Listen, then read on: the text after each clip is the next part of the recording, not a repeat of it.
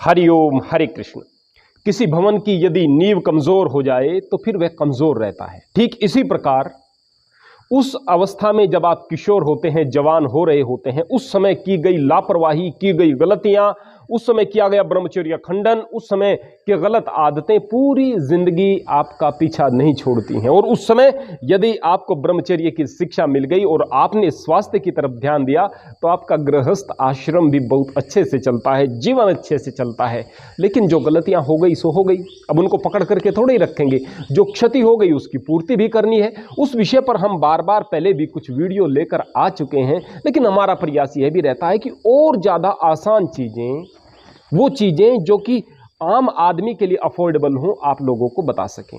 आयुर्वेद में बहुत सारी चीजों के बहुत कारगर इलाज हैं, लेकिन दिक्कत यह होती है कि जब आप जड़ी बूटियां लेने के लिए पंसारी के पास में जाते हो तो उस समय उन पर कोई एक्सपायरी डेट तो लिखी हुई नहीं होती, और जो एक्सपायर हो चुकी होती हैं दवाइयां, पंसारी उनको फेंक नहीं देते हैं। अब जब आपको वो जड़ी बूटियां मिल रही होती हैं तो वास्तव में कई बार वो बिल्कुल खराब हो चुकी होती हैं, अपने असर को खो चुकी होती हैं। अब ये किस प्रकार से आपको खरीदना है, कहां से खरीदना है, ये तो आपको देखना पड़ेगा, कहां से विश्वसनीयता आपको मिलती है।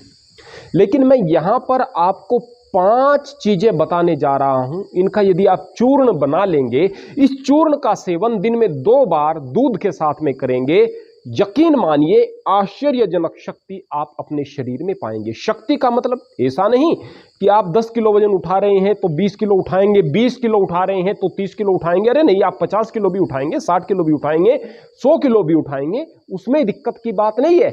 वह भी शक्ति आपको चाहिए, आपकी मांसपेशियां भी मजबूत होनी चाहिए, बट आपका स्टेमिना भी मजबूत हो, बेहतर हो, यह भी शक्ति का परिचायक है। मैंने ऐसे नवयुवकों को देखा है, ऐसे जवानों को देखा है, ऐसे पहलवान जैसे शरीर रखने वाले लोगों को भी देखा है जो कुछ कदम चल करके थक जाते हैं, थोड़ी सी देर काम करें तो हालत खराब हो जाती है, जबकि उनके अंदर शक्ति बहुत है शरीर में, बट स्टेमिना बिल्कुल नहीं है।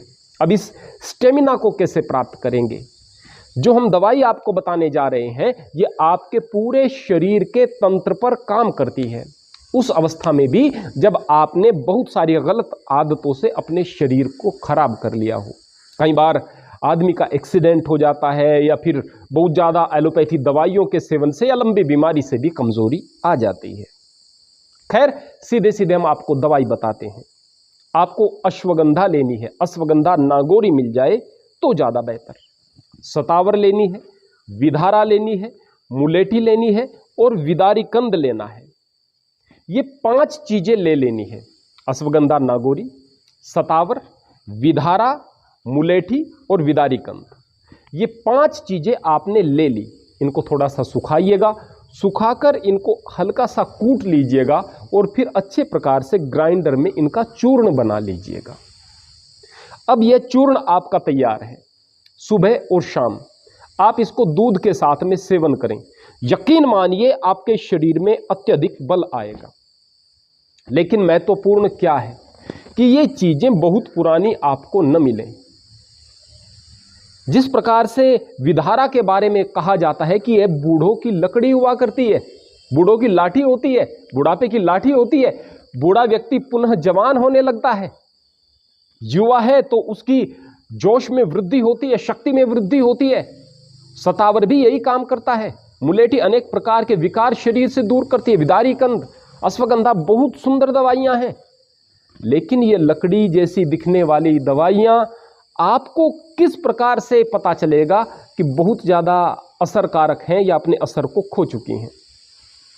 तो जाहिर सी बात है, यदि आपको यह उसी जड़ियों के रूप में मिले, आप चूर्ण बनाएं तो यह कई गुना कारगर होता है। लेकिन जब विश्वसनीयता का अभाव हो तो आप इन चूर्ण को बने बनाए भी ले सकते हैं किसी अच्छी कंपनी से, जहां पर कम से कम कुछ विश्वसनीयता तो आपको मिलेगी। इतना तो नहीं हो पाएगा जितना कि आप खुद बनाएं, लेकिन यदि आपको शुद्धता पर शक है, और अक्सर होना भी चाहिए क्योंकि ऐसा होता है, तो आप किसी अच्छी कंपनी पर एक्सपायरी डेट देख करके उस चूर्ण को खरीद लीजिएगा। ये 5 चूर्ण एक बार ग्राइंडर में जरूर चला लें ताकि ये बराबर मात्रा में मिल जाएं। फिर 1-1 चम्मच इनका सुबह शाम लेना है। खाली यह दवाई भी आपके लिए कारगर है। लेकिन यदि आपके पास में धन की बहुत ज़्यादा समस्या नहीं, तो बहुत महंगा नहीं पड़ने वाला है। इसके साथ में एक और प्रयोग आप करके देखें। आपको लेने हैं भुने हुए चने 100 ग्राम और बादाम गिरी 100 ग्राम। उनमें से 10-10 ग्राम ले लीजिएगा। 10 ग्राम आप भुने हुए चने लेंगे और 10 ग्राम आप बादाम गिरी लेंगे। इनको भिगो देंगे शाम के समय। अब अगले दिन सुबह के समय आप इनका सेवन करेंगे छिलका उतार करके। किस प्रकार से सेवन करेंगे? आराम से बैठकर आप इनको चबा चबा करके खाएंगे।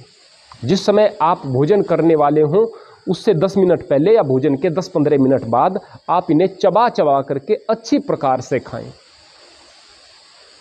यदि आप इन्हें तोल नहीं पा रहे हैं तो जब भी आप इन्हें 100 ग्राम की मात्रा में लेकर के आएं, इनके 10-10 भाग कर लें और उसमें से एक भाग को आप लें, तब 10 ग्राम आपके ये हो जाएंगे। आपका वजन ज़्यादा है तो दिन में 2 बार करना है, सुबह और शाम, और वजन कम है तो दिन में 1 बार पर्याप्त रहेगा।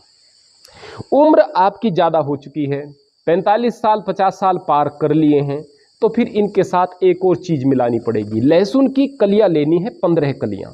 उन 15 कलियों को आपको देसी घी में हल्की आंच पर तल लेना है और किसी भी प्रकार उनको खा लेना है दिन में 1 बार। ऊपर की जो चीज़ें मैंने आपको बताई हैं पहले, उनका भी सेवन करना है। बस उसके बाद तो आश्चर्यजनक रूप से आप सशक्त शरीर को, बलिष्ठ शरीर को प्राप्त कर लेंगे। आपकी हर एक कमजोरी की समस्या दूर हो जाएगी। हाँ, लहसुन वाला प्रयोग उन लोगों के लिए कम कारगर रहेगा जो प्रत्येक दिन पहले से ही लहसुन खाते हैं और ज़्यादा मात्रा में लहसुन खाते हैं। अन्यथा सामान्य लोगों के लिए यह बहुत कारगर रहेगा। और यह जो प्रयोग है यह केवल उन लोगों के लिए है जिनकी उम्र 50 साल 45 साल से ज़्यादा हो चुकी है। उससे पहले के जो 2 दवाइयाँ मैंने आपको बताई है, 5 चीज़ों का चूर्ण और बादाम और भुने हुए चने, उनका सेवन आप सभी को करना है, नौजवानों को करना है, हर उम्र के व्यक्ति को करना है।